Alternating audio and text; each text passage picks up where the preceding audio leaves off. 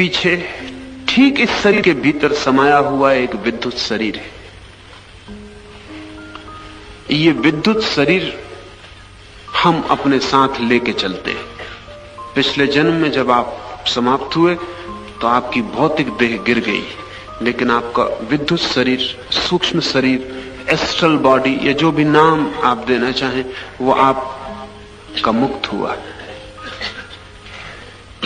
नए गर्भ में वही सूक्ष्म शरीर प्रविष्ट होता है।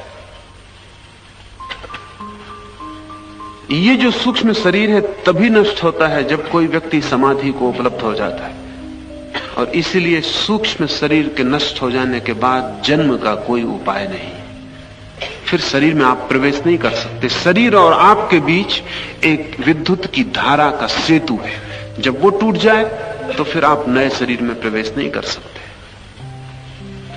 साधारण आदमी जब मरता है तो भौतिक शरीर ही मरता है, और जब असाधारण आदमी मरता है, ज्ञान को उपलब्ध आदमी मरता है, तो उसका विद्युत शरीर मरता है।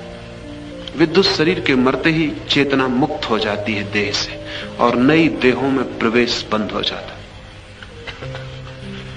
मरते वक्त व्यक्ति जिस तरह की ऊर्जा को लेके चलता है उसी तरह की योनि में प्रवेश करता है।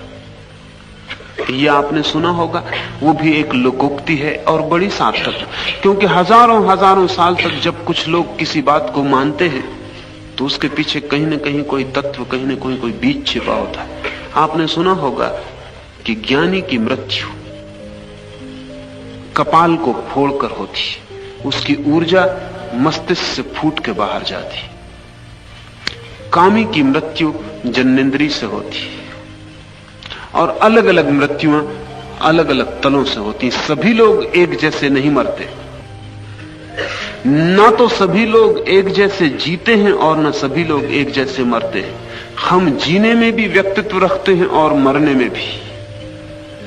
सिर्फ इस कारण, ये अनुभव में आ जाने के कारण कि ज्ञानी की मृत्यु कपाल को फोड़ के होती है, हिंदुओं ने अपने मुर्दे के कपाल फोड़ने शुरू कर दिए। तो बेटा जाके बाप का सिर तोड़ता है लाश पर। ये सिर्फ चिन्ह है, मरे हुए बाप का सिर फोड़ने से कुछ अर्थ नहीं। वो तो प्राण जा चुका, लेकिन प्रतीक रह गया, क्योंकि परम ज्ञानियों की मृत्यु कपाल को फोड़कर हुई है और वो परम अवस्था को उपलब्ध हुए हैं। तो हर बेटा चाहता है उसका पिता भी परम अवस्था को उपलब्ध हो, इसलिए हम कपाल फोड़ते रहे। लेकिन मरे हुए आदमी का कपाल फोड़ने से कोई अर्थ नहीं, और आपके फोड़ने से कोई भी फर्क नहीं पड़ता। व्यक्ति स्वयं ही अपनी ऊर्जा को ऊपर उठा के जब कपाल तक ले आता है, तभी कपाल फोड़ के मृत्यु होती। और जिस केंद्र से मृत्यु होती है, शरीर में जिस केंद्र से प्राण बाहर होते हैं, उससे पता चलता है कि आप किस योनि में जाएंगे। ये योनियों का पूरा विज्ञान है। योग कहता है 101 हृदय में नाड़ियां हैं।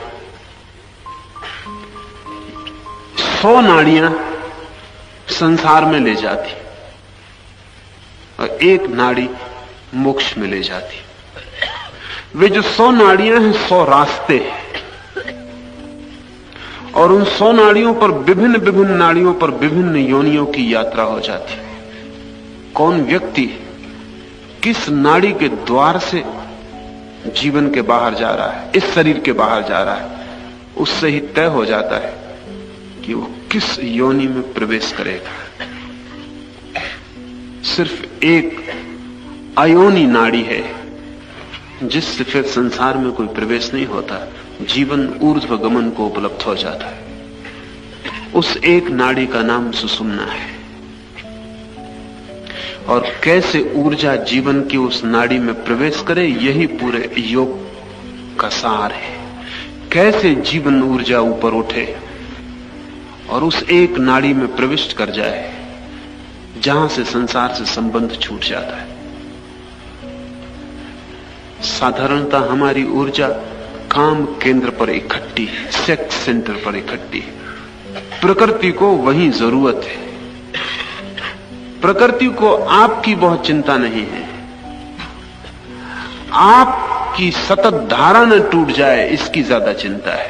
आप मिटे या बने, ये बड़ा सवाल नहीं है, लेकिन आप आपका बच्चा, बच्चों के बच्चे होते रहे। प्रकृति संतति में उत्सुक है, व्यक्तियों में नहीं। धारा चलती रहे, इसलिए काम का इतना प्रभाव है कि आप लाख उपाय करते हैं तो भी काम वासना पकड़ लेती, क्योंकि प्रकृति इतना बल देती है उस केंद्र पर कि आप बिल्कुल अवश्य हो जाते हैं। काम आपको पकड़ लेता है, वासना आपको घेर लेती है।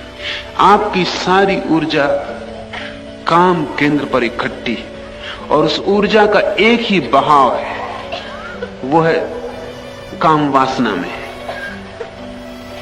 यही ऊर्जा ऊपर की तरफ लानी है, इसे ही ऊपर उठाना है।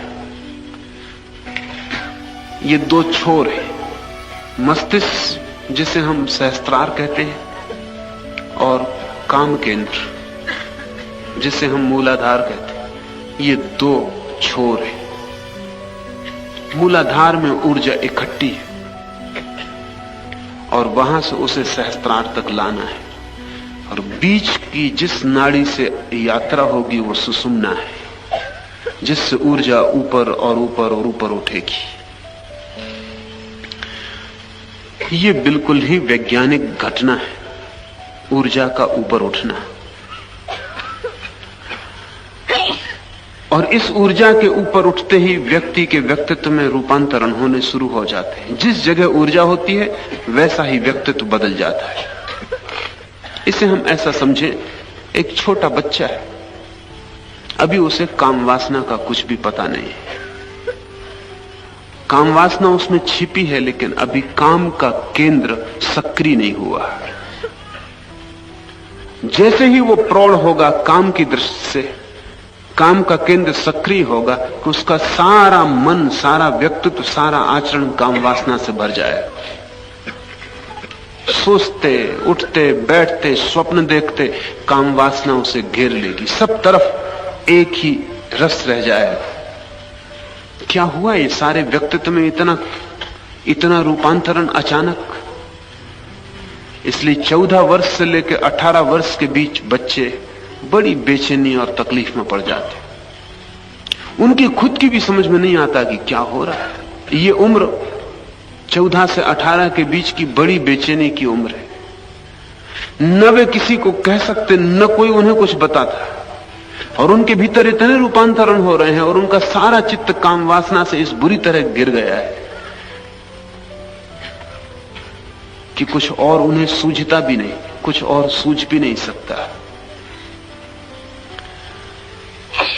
ये जो घटना घटती है, ये घटना घटती है काम केंद्र के सक्रिय होने से। जिस दिन सहस्त्रार सक्रिय होता है उस दिन फिर ऐसी घटना घटती। उस दिन व्यक्ति इसी तरह परमात्मा से भर जाता है जैसे काम केंद्र के सक्रिय होने पर कामना से, वासना से घिर जाता है। और जिस दिन सहस्त्रार पर प्रकट होती है ऊर्जा, उस दिन सब तरफ सिवाय परमात्मा के कुछ भी दिखाई नहीं पड़ता। काम केंद्र पर प्रकृति पकड़ लेती है, सहस्त्रार पर परमात्मा पकड़ लेता है।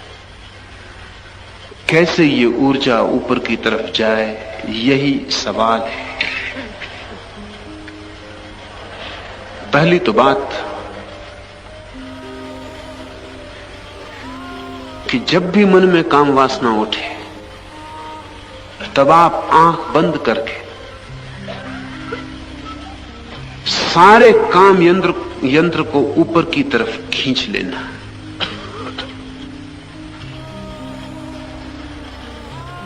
जिससे ऊर्जा नीचे जा रही है, सारे काम यंत्र को आप ऊपर की तरफ सिकोड़ लेना, कॉन्ट्रैक्ट कर लेना।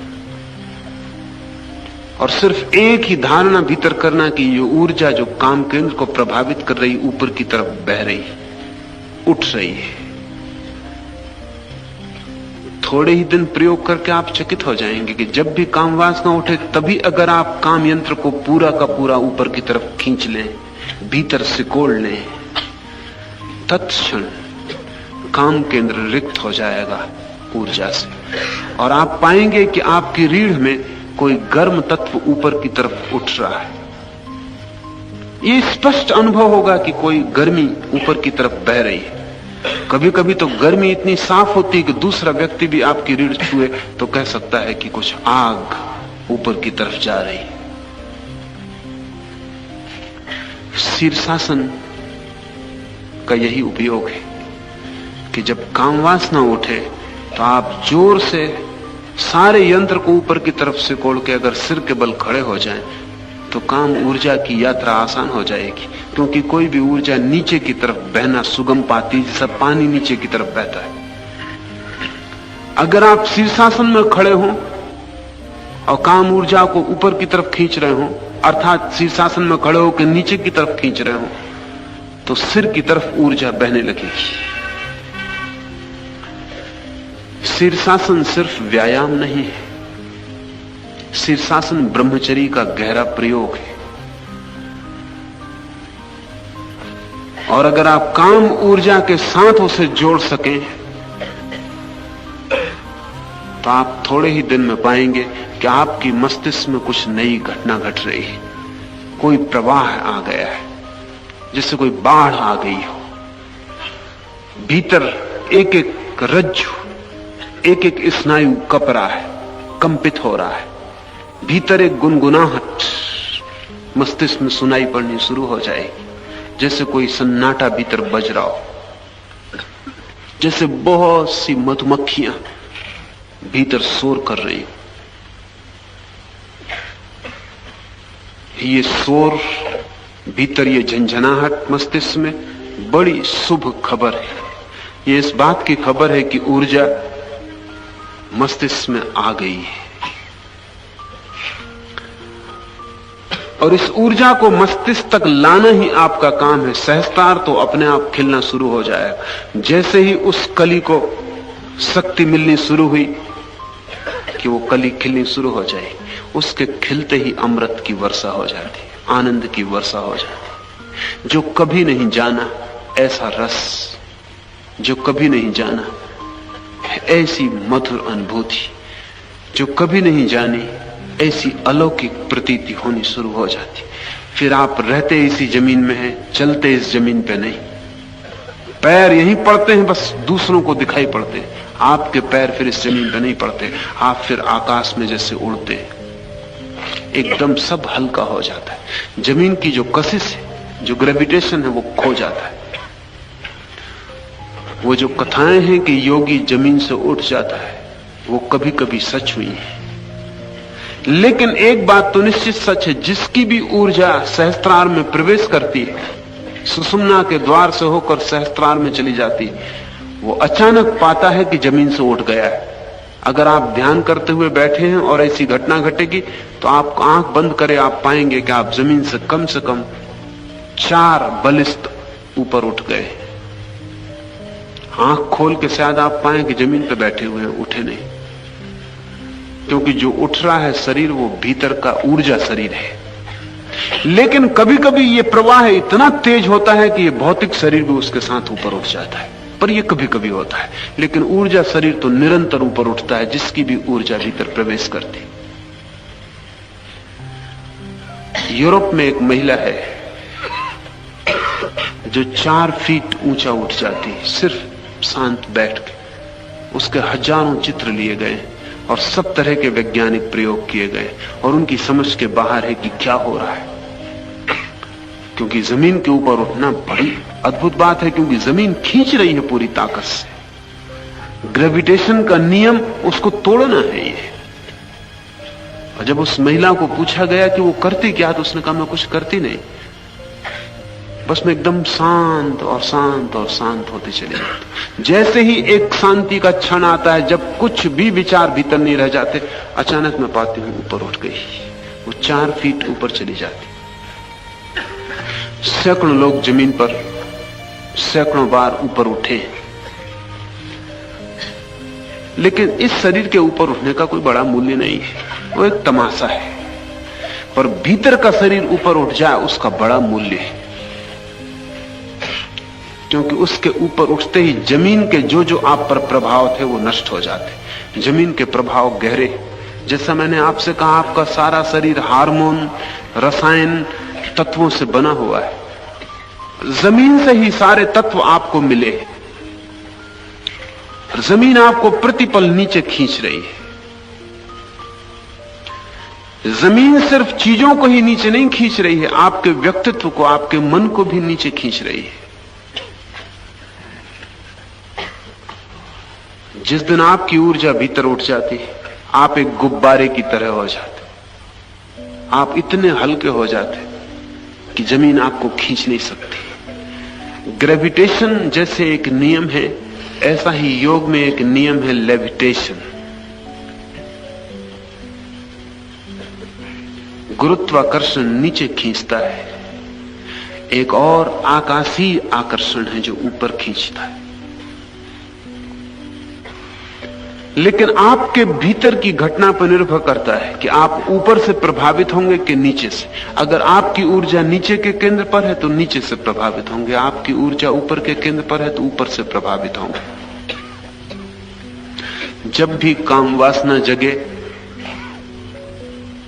तब आंख बंद करके काम यंत्र को ऊपर सिकोड़ लेना और धारणा करना कि शक्ति ऊपर की तरफ जा रही। तत्क्षण काम केंद्र शिथिल हो जाएगा और रीढ़ में कोई चीज सरकती हुई जैसे बहुत चींटियां ऊपर की तरफ जा रही हो, या कोई उत्तप्त चीज ऊपर की तरफ बह रही हो, कोई लावा पिघल के ऊपर की तरफ बह रहा हो, वैसा प्रतीत होगा।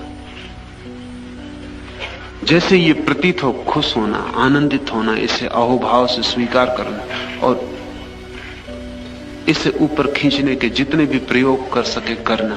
अगर शीर्षासन न बन सके तो भी आदमी इतना कर सकता है कि किसी स्लोप पर, ढाल पर लेट जाए, सिर नीचे की तरफ करके, या पलंग ऐसा बना ले कि नीचे के दोनों पैर ऊंचे हों, सिर की तरफ के पैर नीचे हों, और पलंग पर लेट जाए और सिर्फ भाव करे कि ऊर्जा ऊपर आ रही।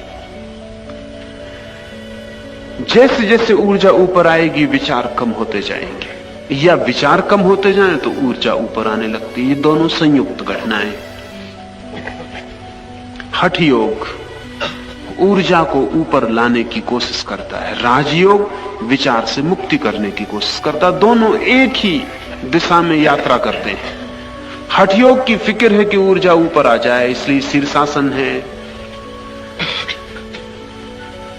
मुद्राएं हैं जिनके द्वारा ऊर्जा को ऊपर खींचा जाता है, बंध है जिनसे ऊर्जा को ऊपर की तरफ खींचा जाता है। हठ योग फिक्र नहीं करता विचार की, वो कहता है ऊर्जा ऊपर आ जाएगी, विचार अपने से नष्ट हो जाएंगे। राजयोग ऊर्जा की फिक्र नहीं करता, वो कहता है विचार शांत हो जाएं, ऊर्जा अपने से ऊपर आ जाएगी। दोनों संयुक्त घटनाएं हैं, कहीं से भी शुरू किया जा सकता है।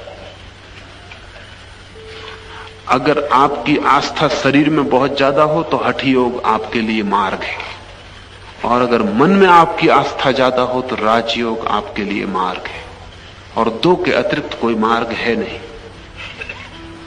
या तो मस्तिष्क को शून्य के पीछे ठीक इस शरीर के भीतर समाया हुआ एक विद्युत शरीर है। ये विद्युत शरीर हम अपने साथ लेके चलते हैं। पिछले जन्म में जब आप समाप्त हुए तो आपकी भौतिक देह गिर गई, लेकिन आपका विद्युत शरीर, सूक्ष्म शरीर, एस्ट्रल बॉडी, या जो भी नाम आप देना चाहें, वो आपका मुक्त हुआ। नए गर्भ में वही सूक्ष्म शरीर प्रविष्ट होता है। ये जो सूक्ष्म शरीर है तभी नष्ट होता है जब कोई व्यक्ति समाधि को उपलब्ध हो जाता है, और इसीलिए सूक्ष्म शरीर के नष्ट हो जाने के बाद जन्म का कोई उपाय नहीं। फिर शरीर में आप प्रवेश नहीं कर सकते। शरीर और आपके बीच एक विद्युत की धारा का सेतु है, जब वो टूट जाए तो फिर आप नए शरीर में प्रवेश नहीं कर सकते। साधारण आदमी जब मरता है तो भौतिक शरीर ही मरता है, और जब असाधारण आदमी मरता है, ज्ञान को उपलब्ध आदमी मरता है, तो उसका विद्युत शरीर मरता है। विद्युत शरीर के मरते ही चेतना मुक्त हो जाती है देह से, और नई देहों में प्रवेश बंद हो जाता है। मरते वक्त व्यक्ति जिस तरह की ऊर्जा को लेकर चलता है उसी तरह की योनि में प्रवेश करता है। यह आपने सुना होगा, वो भी एक लोकोक्ति है और बड़ी सार्थक, क्योंकि हजारों हजारों साल तक जब कुछ लोग किसी बात को मानते हैं तो उसके पीछे कहीं ना कहीं कोई तत्व, कहीं ना कहीं कोई बीज छिपा होता है। आपने सुना होगा कि ज्ञानी की मृत्यु कपाल को फोड़कर होती, उसकी ऊर्जा मस्तिष्क से फूट के बाहर जाती। कामी की मृत्यु जन्नेन्द्रिय से होती और अलग अलग मृत्युआं अलग अलग तलों से होती। सभी लोग एक जैसे नहीं मरते।